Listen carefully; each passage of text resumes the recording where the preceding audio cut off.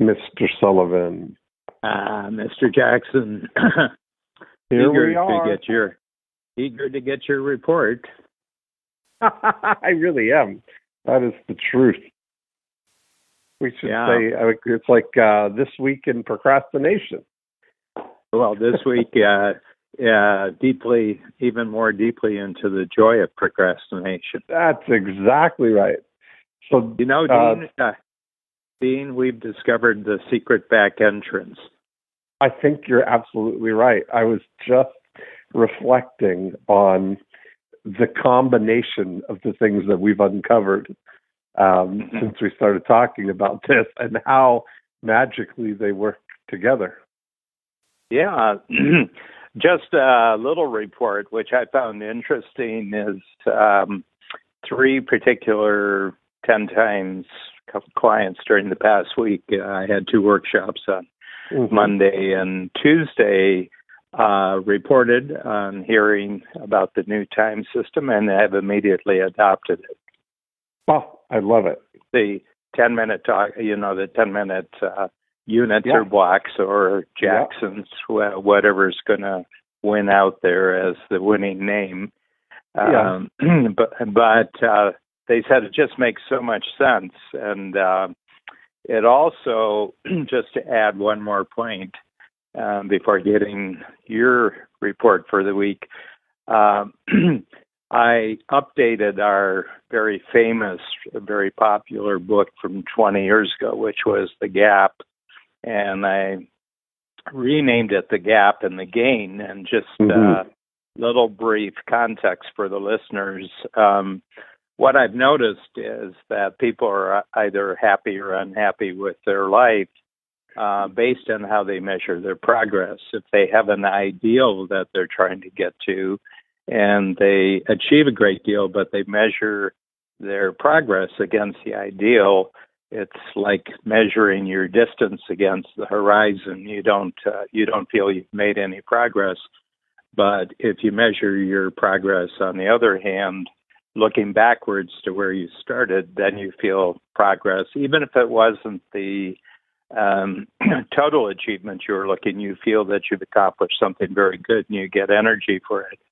And it seems to me, and we can talk about this, but the time system that you introduced to our conversation, this is the 4th podcast where we'll be talking about this. But I feel that somehow this is the time system for staying in the gain and not getting caught up in measuring against the ideal. Now, why do you say that? So tell me what's led to that. Well, it's the chunking process of taking time, and if you say I can do something in the next 10 minutes, that's not an ideal that you're heading for. That's an actual achievement. Yes. And then all you have to do is look back 10 minutes to see where you started. And so it kind of immunizes you against gap-type thinking or idealistic-type thinking and keeps it all within the framework of measurement, including the fact that you're measuring the time units. Yes. That's what I've been fascinated throughout this week in particular at how much you can actually get done in 10 minutes. It's such a useful time frame, especially when I was thinking about how we brought up in the very beginning this idea of brainstorming as the verb of choice, right? That a 10-minute brainstorm on something that we're defining as a noun, as this big ominous task, this project, is a surprisingly ample amount of time to get some clarity and progress. And I think that what that leads to is that it's not so much that I know that we looking at something as a noun and looking at it as the big project has been a block. And it's not that it's going to take so long to do it, but our focus is so kind of resistant to it because it doesn't know what's going to happen. But when you brainstorm, and there's no commitment to brainstorming, as you said, but there's also seemingly very little commitment to 10 minutes. And the fact that I'm fitting these 10 minutes, the 10 minutes I'm finding most useful are the in-between stuff. Yeah.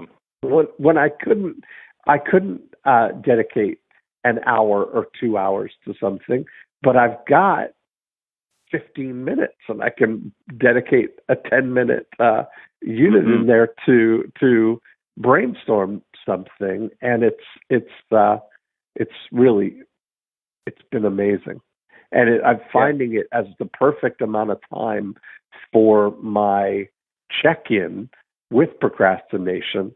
In the morning. What have you got for me? And I got 10 minutes. I got 10 minutes to get a hand. I've got. I mean, it's all. Mine has. As I said. I think it was during my first week where I was actually keeping count of the number of 10-minute periods during the day. And I reported last week that my average for the first week, where I actually followed that for 7 days, was 32.3 10-minute periods. Last week, the average was 46.7. So wow. From 30. But the thing about that is that I had a chock full of scheduled activities during that week. Yeah. Well, I had two workshops, which I had also had the week before, but I also had full days of recording, which are in the studio. Very easy to calculate it. You're in the studio for, solidly recording for 40 minutes. Well, that's 4 10-minute periods, and I don't.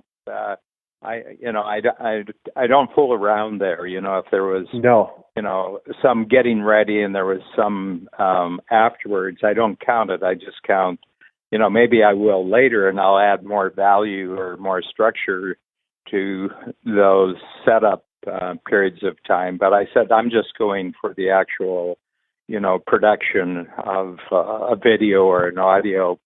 And on Thursday, I had 4 podcasts with 4 different people. And so this is the actual record time, and it was 22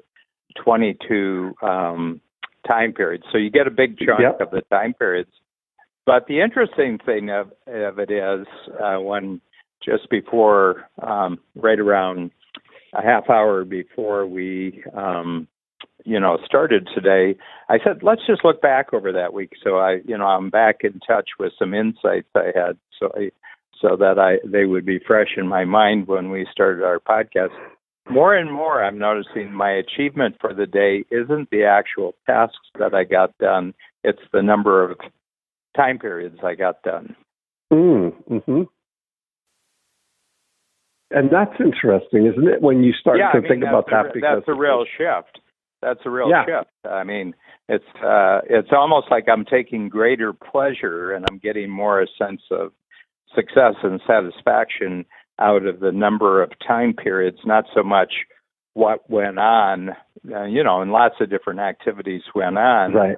But I got the value out of all those activities, but I wasn't really comparing them to anything. The fact is that I use so many time periods to get it done. So I've shifted my thinking about what's actually satisfying. Mm-hmm. Yeah. Oh, that's interesting. Because I really do love that idea of the almost like the step counter in a way. Just the fact that it totally is. I mean, if you count your steps, our entire company went through a competition during the summer. And what Babs did is that she bought enough Fitbits for everybody in the company. So there were about 125 people in the company, and she just bought 125. Everybody a Fitbit. Mm-hmm. Yeah. And then the whole question was, you can get a Fitbit for using if you'll commit to be in the contest, and over a 100-day period, you will get 1 million steps. And out of actually, we had, I think, somewhere between 110 and 120 who actually went for it. But at the end of the day, more than 80 of them completed 1 million steps. Now, although some of them had extraordinary days, some of them, there were 45,000 step days in there, with people who weren't in the habit of walking, but because they were in this activity. But it's very, very interesting that what they remember is that they did 1 million steps, not so much good day, bad day. Right. Maybe I forgot all about it today, and I only ended up with 5,000 steps, where in order to hit 1 million in 100 days, you have to average 10,000. And they say, well, I'll just make up for it tomorrow. I'll get, if I got 5 today, I'll get 15 tomorrow, and I'm back to my average. Yeah. And but it's really, really interesting. And everybody was high as a kite when we hit September, because they had been in. First of all, there was just a benefit to exercising that much. But Fitbit will allow you to create a master scorecard. So the moment that they get to the end of the day, they on their iPhone, because it's keyed to your own site in your iPhone. I think it is, because I didn't take part of it because I've got a knee that won't take that amount of pounding. Right. So I've got my own exercise program, and I'm doing great with it. But I was just interested in the experiment of a whole, more than 100 people involved in a solid activity of counting steps for a 3-month period. And I was just fascinated with the response to it. And the person who won it, and there was an overall winner, and Babs had worked out a whole series of different prizes. But the person who won it is the head of production in our company. And if her name would never occur to me as being the person who would win it, and she was over 3 million steps. Holy cow! Are you kidding me? Yeah, she was averaging 30,000. That's like for roughly about 15 miles a day. What is for 100 days? How do you do that? She was rigging it. She probably tied it to her cat. No. There's. See, your mind goes. You see how negative your mind goes. She won. Oh. She's won. It's like talking about the presidential election. How'd that guy win? he must have rigged it with the Russians. Yes, exactly. But the fact is that she said that she just felt that this would be a new stage in her life. And she said, it wasn't so much the competition, but it was just that she got her husband to do it with her, and they would talk. And they would rearrange all sorts of their summer vacation, what they were doing on an activity, rather than just hanging around for 3 or 4 hours around the house. Sure. They would go out and do various hikes in the city of Toronto, and there's all sorts of mapped out city hikes in Toronto where you go, and then you can see things and everything as you're doing it. So she got a totally different view of the city. And the weather was generally good for it. I mean, we had a few rainy days, but then you put on a raincoat and you're walking in the rain. So anyway, but back to the point is that this time system of you start off the day with a budget available to you of 110 10-minute time periods, and they're available for you to use. And the goal isn't to do 100 of them. The goal is to use as many as are needed to get all kinds of personal and business activities done. So I think it's a marvelous context, and it shifts our notion of what time is. I agree. That's what I've found 100%. Today, I was kind of thinking about how it overlays with your ABC concept of the things that are your A activities, B activities, C activities, and A being things that you don't like, B being things, irritating things, B being things that are okay, and C being the things that you really enjoy, the things that you that you're good at, your unique ability things, or the things you find fascinating. Right. Yeah. And so it's interesting to, on reflection, look at how many units you actually get to spend on your C activities, the things that you really are the highest level things. Yeah, and for somehow even activities that are okay activities. So, what do you notice activities which things work better if you do these activities on a regular basis or every day? What would fall in the category for you of something that's just previous to starting our experiment here? What would just be an okay activity which has been let me say, less onerous, where okay, my definition of okay is it doesn't really take away energy, but it doesn't actually give you any energy. It's probably some sort of maintenance activity Like for me, responding to emails and things like that. That would be a thing where you realize, okay, there's something, it's got to do it kind of thing, but it's not as exciting. Or what I have found is that addressing, doing the proactive and moving things forward emails, it's really helped with that. As I said, you can really write a thoughtful and meaningful and moving forward, have a lot of depth to something in a 10-minute email,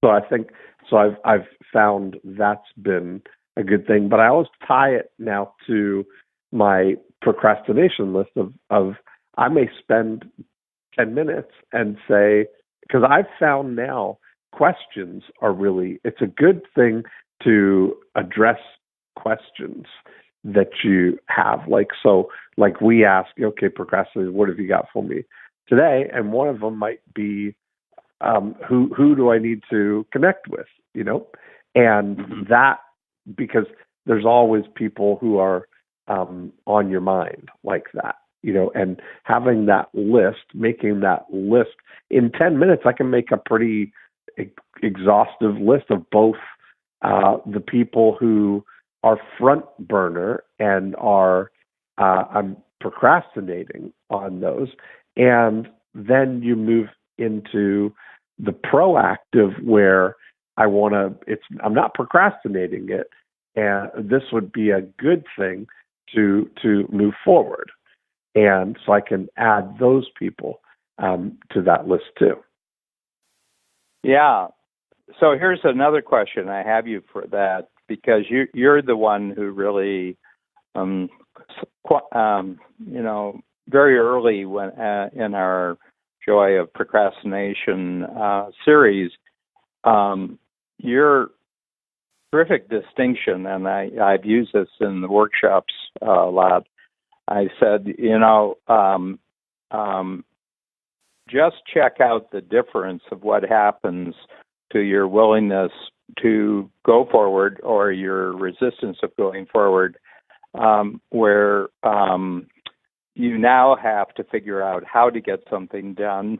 Okay, so that's one category. Yeah. And now compare that with the other category of this is a really good thing to get done. Now, who is it that I know who can actually will take charge of this, but actually will enjoy taking charge of it because it's in their, it's in their wheelhouse. It's in their, this is the thing that the type of activity that they actually enjoy. I was just thinking about that in relationship to OK activities, that even there, when it's an OK activity, if you switch your action anticipated from figuring out how to actually identifying who, it actually seems to put a pop of energy into the task for me. Yes, I agree. I mean, I found it's really fascinating that, I've really seen now where we're at the point where imagination, thinking is really there's so much access to leverage now. No pun intended when we talk about our friend Ari Meisel's company, Get Leverage, who can do anything for you. Well, there's like so much. No, I did a podcast with Ari, and he said, the crucial problem here that their company, Ari's company, really, really solves is that he said 99% of the projects, when you reverse engineer them, the person was thinking about it for a long time, and then say, okay, I'll give Ari a call, and they contact Ari. And he said, when you reverse engineer right from back to the time when the person first had the idea, they immediately turn themselves into a bottleneck. Okay. Yes. They want this, but because they're holding themselves responsible for the how of the project, they immediately become a bottleneck. And, being a bottleneck means that you're in a state of procrastination. Yes.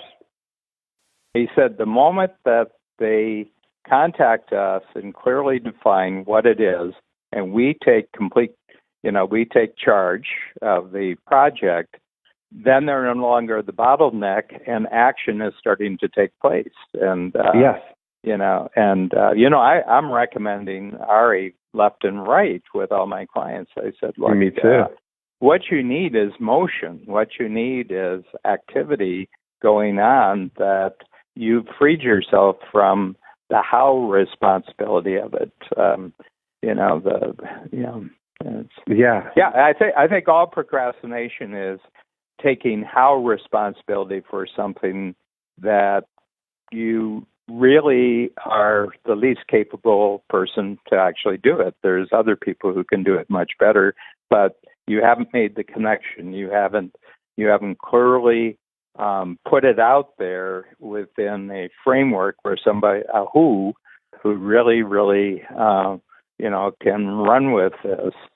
Yes. Yeah. I mean, we're down to some very, very fine, distinctions here that can make all the difference in the world.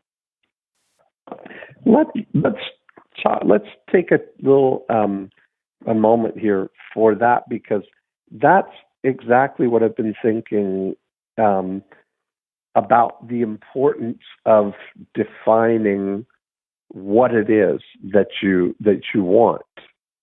And I think that there's those words, what and want, are I think there's something there that if we're almost like, I think when you think about it with Ari, the example that he gave of being the bottleneck is that I have found that you almost can't believe that it could be that easy in a way.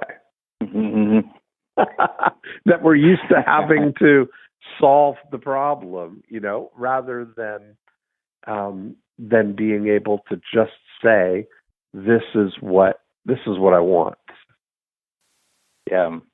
And I think and I think it's a past history thing. I think we're imposing a painful past history on the present moment. You're right. I think we've really come full circle to where it's the actual power move is to be able to achieve excellent results with what seems like little effort without applying yourself. We've come all the way around that my third grade report card is actually the power move now. Yeah, tell everybody. I think we hit this story early in the. Just to catch everybody up. You're right. I found a report card. Yeah, I found a report card at my mom. Dean, you're giving yourself now a retroactive report card to counter the report cards you got when you were 9 years old. I was fully prepared for this moment. At 9 years old, my report card that I found at my mom's house said in handwriting, they would write their comments about you, and mine was that Dean is able to achieve excellent results with what seems like little effort. Imagine if he applied himself. And I've always carried that with this kind of that explains a lot. And you almost have a sense what are they saying? That I should try harder, that I should, I don't know what it is. But now it's society. You've had this brand on your forehead since you were 9 years old, What's that lightning bolt? That's right. Yeah. Now we've discovered I've been a wizard this whole time. Well, you've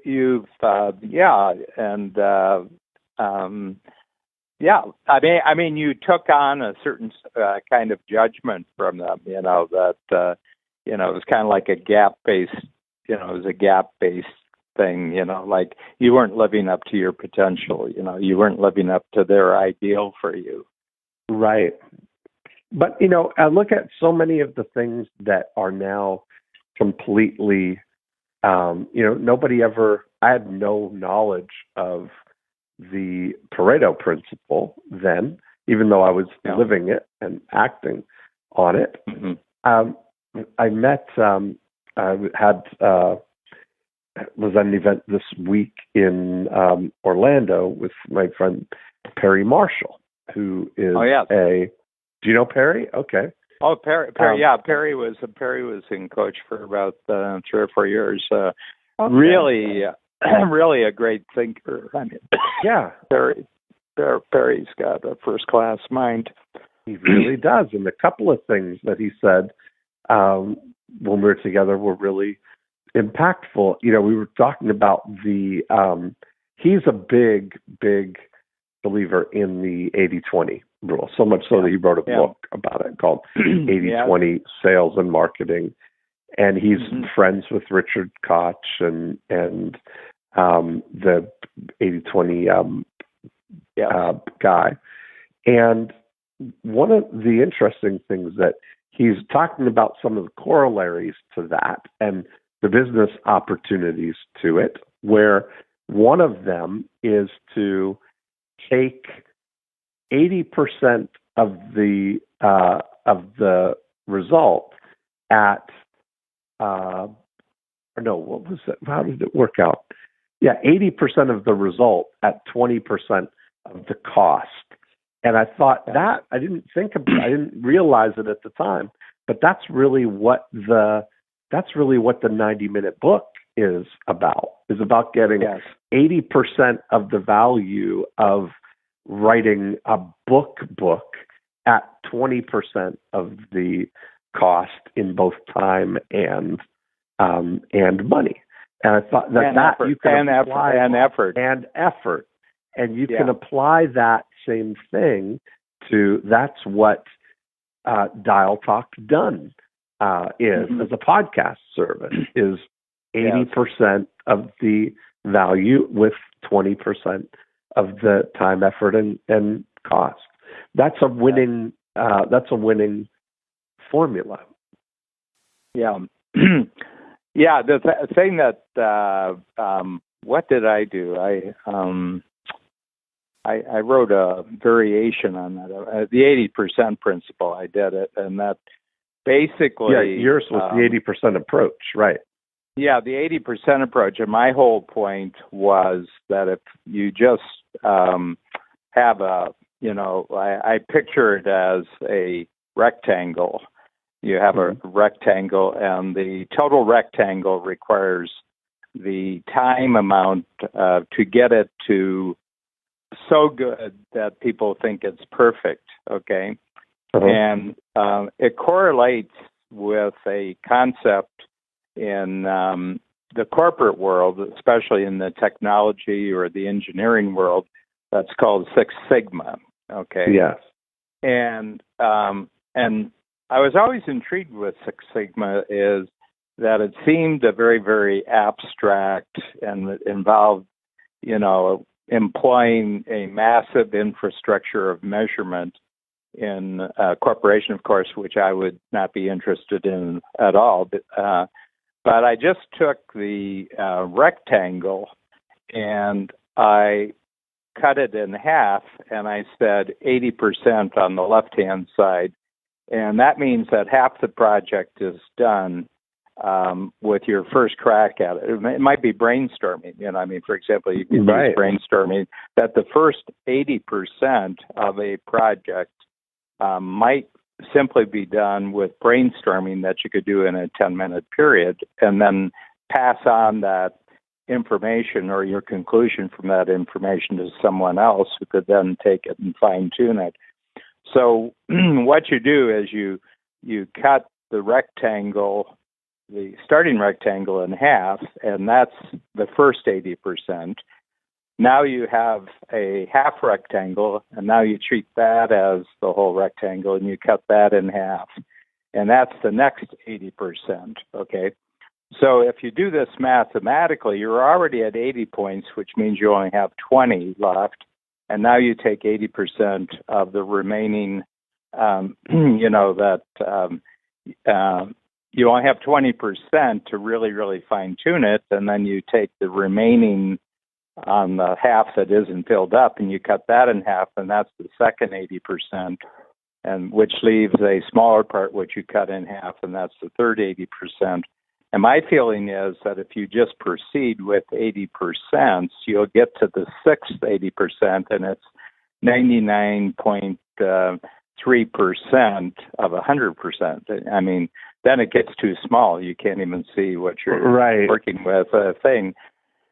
And you have to determine up front with a project, is a 180% good enough? Is a 280% good enough? Is a 380%? Because by the time you're to 380%, you're already over 99%. And from an outside standpoint, is that good enough? I mean, with microchips, it's not. You can't leave room for a 1% defect. It would screw everything up. So in the world of really, really fine engineering, you may have to go to 80% or 10-80%, down to where the possibility of a defect has just statistically disappeared.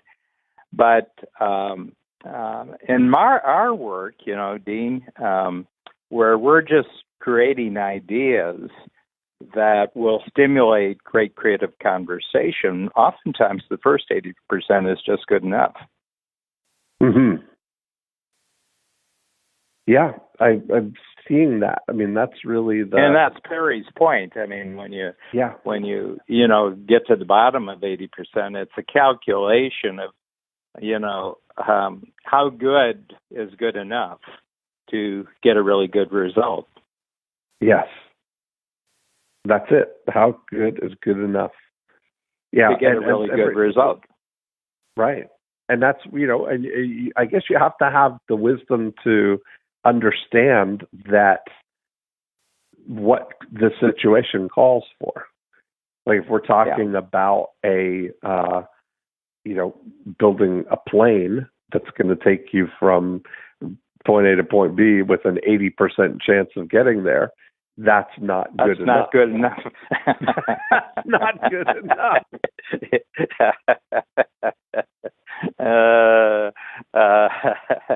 Yeah. I mean, yes, that is very true.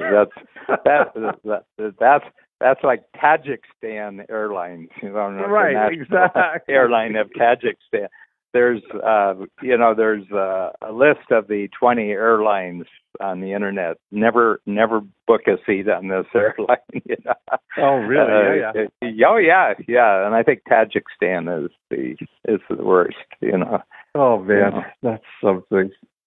So that context though, coupled with when you look at really we're at a stage right now where more than ever execution is becoming a commodity. It's available. There's a marketplace for it. You can literally, we talk about Ari's, we talk about get leverage, but with all, it's been building to that point where there's lots of marketplaces that allow you to tap into execution. And, you think about even Uber as an example of that. It's really come down to, you just have to have the idea, right? You just have to have the idea. I want to go from the Hazleton to 33 Fraser, and I want to go now. Let me push this button and articulate my want.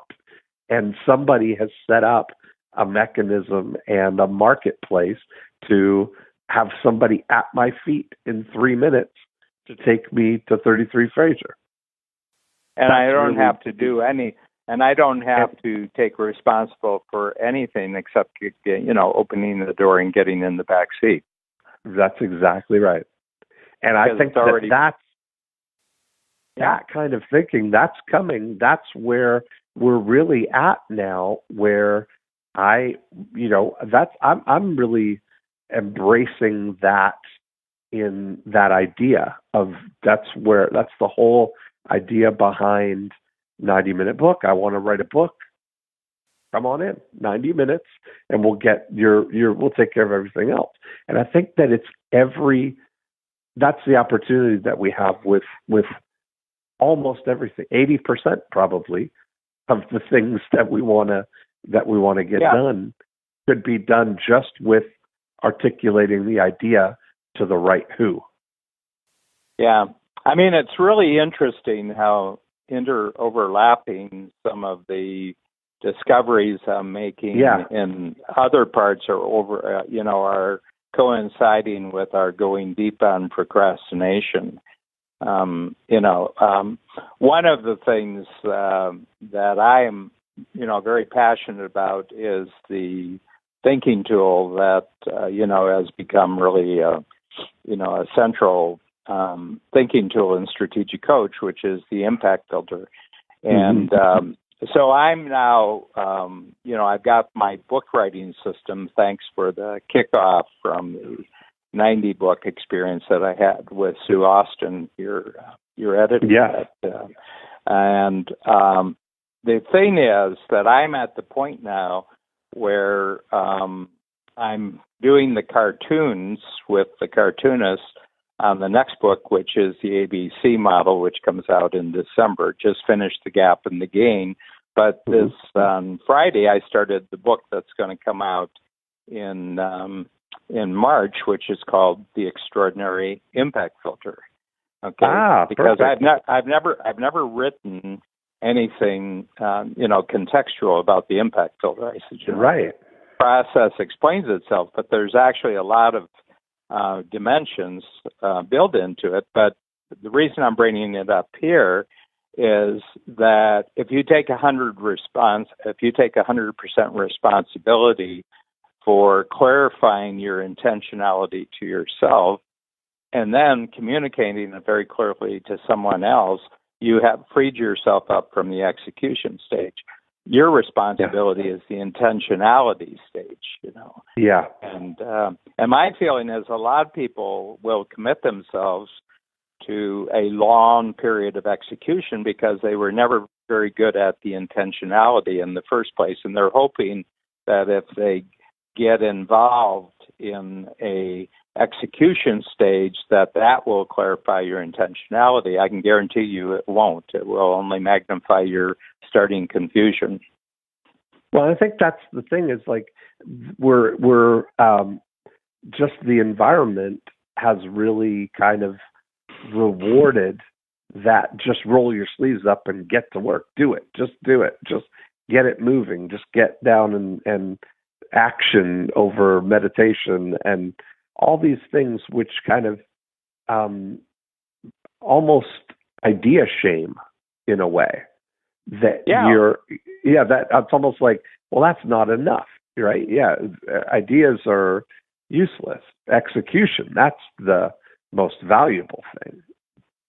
Yeah, and it's almost I think that there's a bit of a social pressure here. That's what I mean. Because, and what I mean is,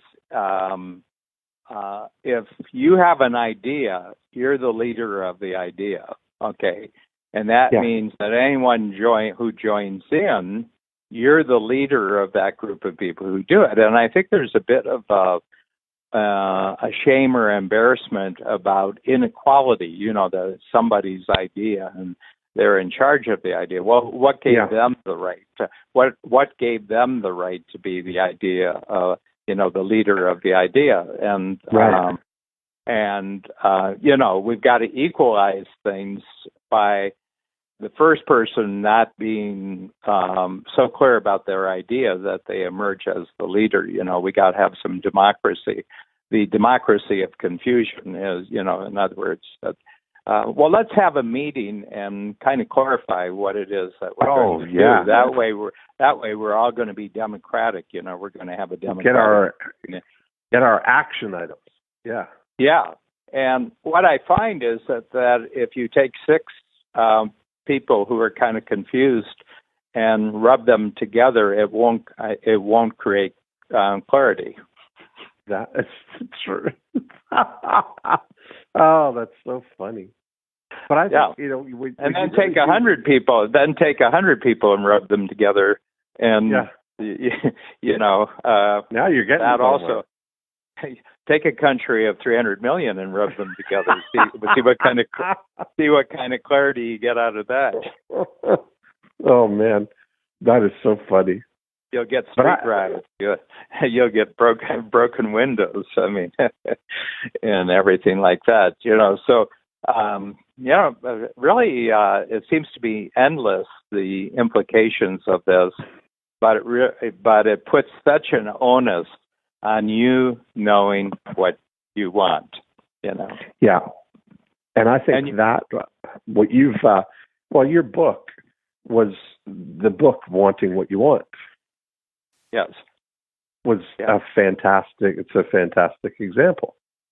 Yeah.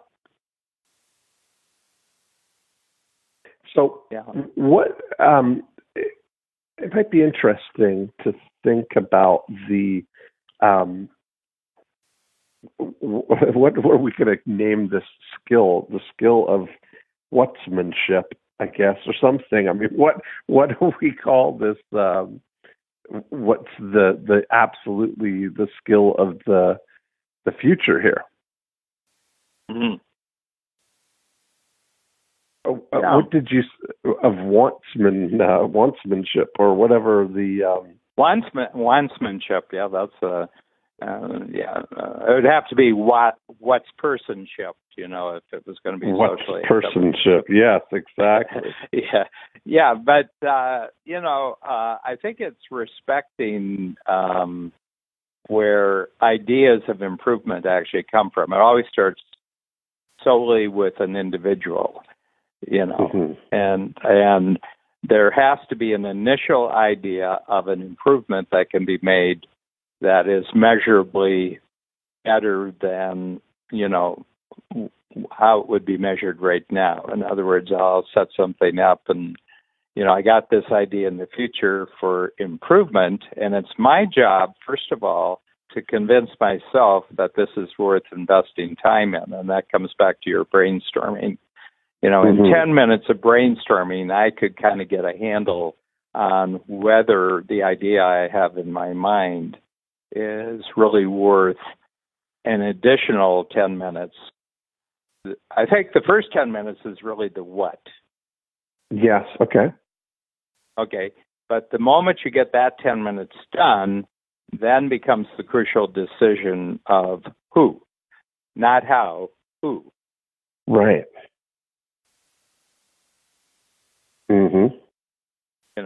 That means with 2 10-minute periods, you could sell yourself on the idea and then determine what it is that you're going to tell someone else that they'll be sold on it.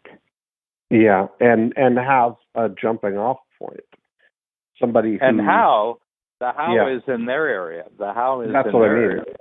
Yeah. So it's that bridging that gap of being able to describe what it is that you want and describe it in a way that telling it to the right who could give them enough of a jumping off point that they could take it from there. Yeah.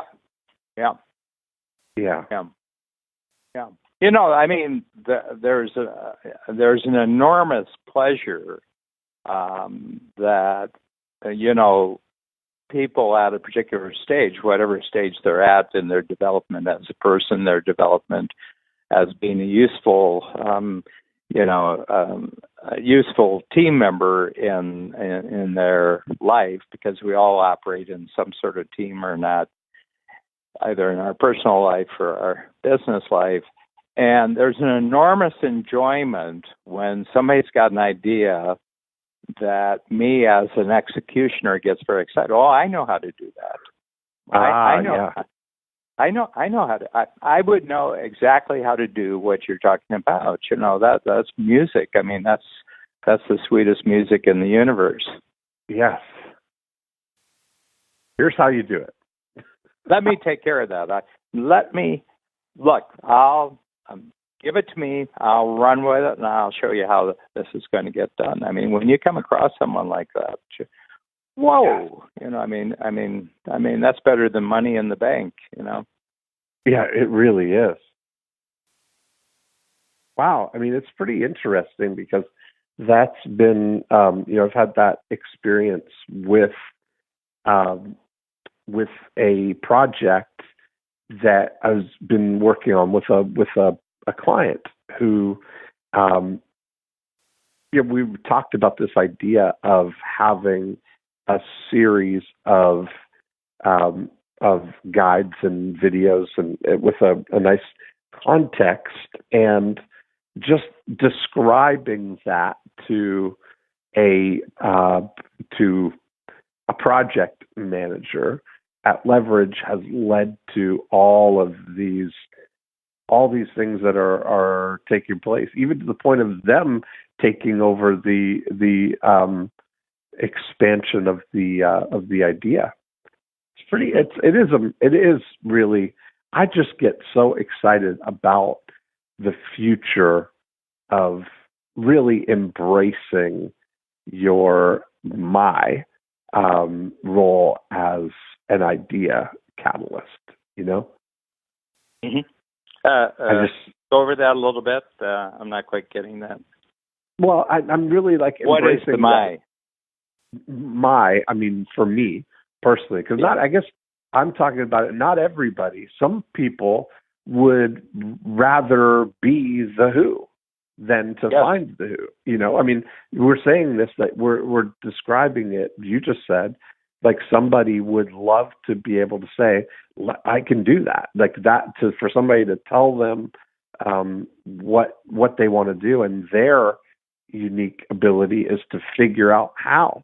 Somebody's dream, somebody else's dream question is how do I do that? Well, I think the other thing is that in the Colby profile, Kathy Colby's great, her great profile, and there's three, kind of altitude, what they use the scoring. They have a scoring from 1 to 10 in any particular ability area, and the 1 to 3 is that you will resist what is the skill in this area. In other words, that if you are a fact finder, that a 10 fact finder, is someone who can spend years and years establishing the justification for something. Okay, you and I, what's your fact finder? 4. So I'm accommodating. 4. Yeah, so you're okay with that. You'll go into it to a certain degree about establishing the justification for things. Yeah. I have a 2. And I will resist it. I'll sit and I'll listen to fact finders talk for 30 minutes, and I can see about 10 things on the table. And I'll say, I tell you, this is the one to pay attention to. You can ignore the other 9 because this is the center. This is the center. I mean, if you just use this one fact and build outward from this fact, it will get you to the result we're looking for incredibly faster than if you try to organize it around the 10 facts here. Yes. There's one fact that's the key to the whole situation, and that's what's got to be the center of your communication action. This one fact, I was looking at, when Apple was almost on the doorstep of failing as a corporation. They came up with the iMac, and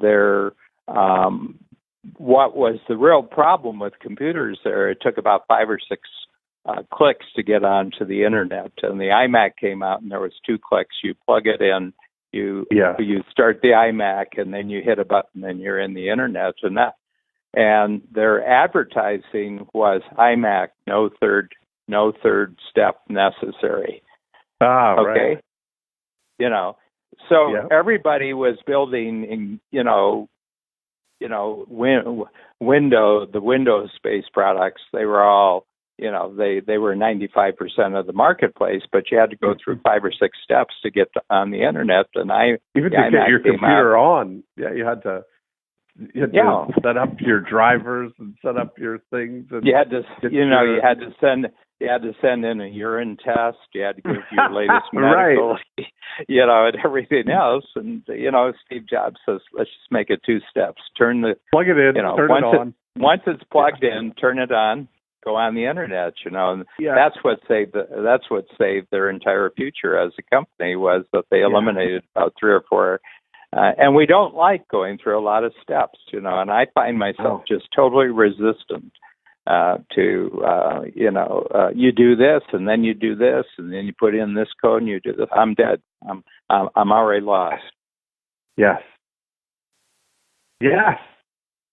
That is so, and I think that's, as we're seeing that being shaped for, even I use Uber as an example of that, and I use my Starbucks app as an idea of that I just punch in what I want at Starbucks, order it, and then go pick it up at the counter. And I want to go somewhere, and I put it in, and it automatically happens. And I think that if we just translate that, it's all our desires and acceptance of a new norm is very much like the guy who says, I don't want to own all the land, just the land that's next to mine. And that, I don't want all the convenience, just the adjacencies kind of thing. Now that I can get in a car with a button, and I can order a coffee with a button and not paying, I want everything else. to fall in line like that. Mm-hmm. It's the way we're going, you know? Yeah, and I think bringing it back to our central theme of procrastination is, and one of them is that you always procrastinate for good reasons. Well, what's emerging out of our conversation here, that the good reasons are you're being asked to go into a process of how, which one is not good for you, but number two, it's not even good for the idea you have. Mm-hmm. Yeah, that's true. It's like the how and do. Those are the things that are embraced really now, is the how, figuring out how to do something and then just getting to work doing it.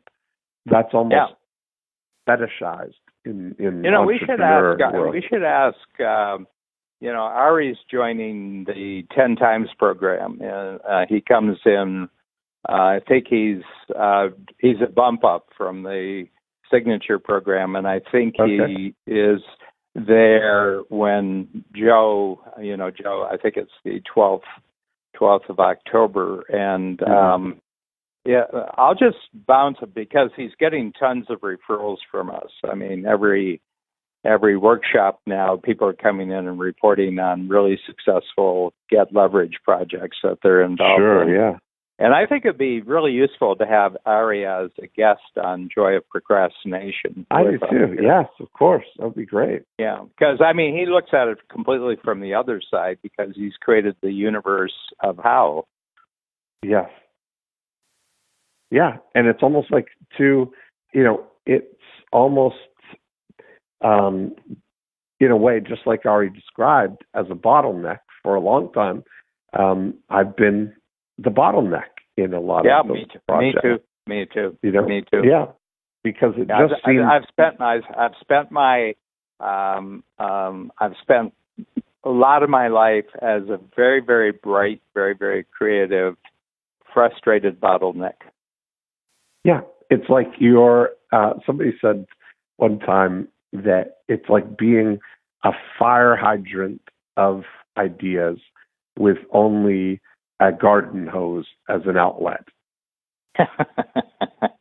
and a leaky one. A leaky garden hose as an outlet. But imagine if you could have a fire hose hooked up to your fire hydrant. I mean, that's really what that. Well, not only that, but 50 of them with unlimited pressure. Yes. I get so excited every time we talk. It's like it's fascinating. Yeah. Okay.